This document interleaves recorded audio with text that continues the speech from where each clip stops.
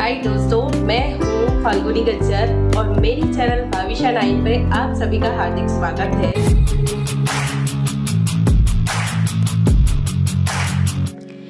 एक छोटा सा गांव था। गांव में हिरेन नाम का लड़का रहता था।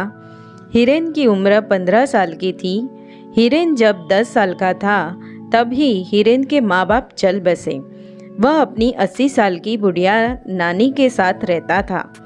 हिरेन भले ही 15 साल का था मगर उसकी सोच तो बड़े इंसानों से भी ऊंची थी।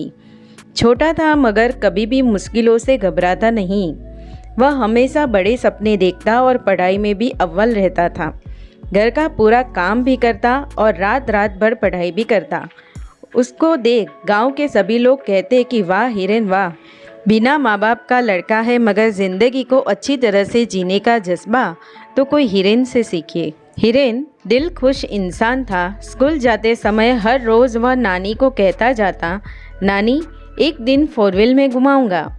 नानी उसको बोलती कि तू जब 4 व्हील लेगा तब मैं ज़िंदा भी होंगी या नहीं क्या पता।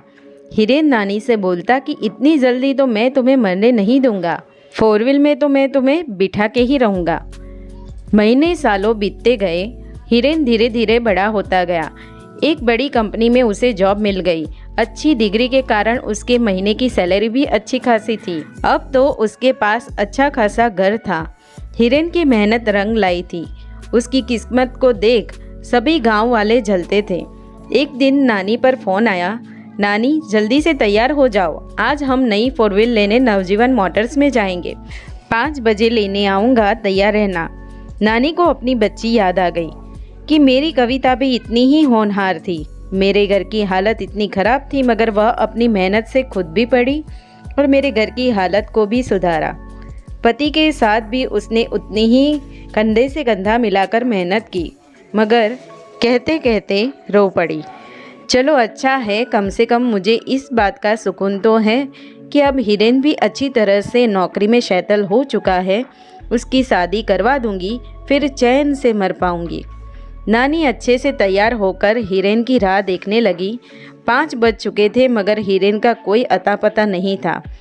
5:30 बजे, 6 बजे, तब फ़ोन की घंटी बजी। सामने से आवाज़ आई कि हिरेन अचानक से ऑफिस में चक्कर खाकर गिर गया है। उसे एम्बुलेंस लेने आ रही है, अब चाहे तो यहाँ आ सकती है। वह सुन नानी बहुत ही घबरा गई।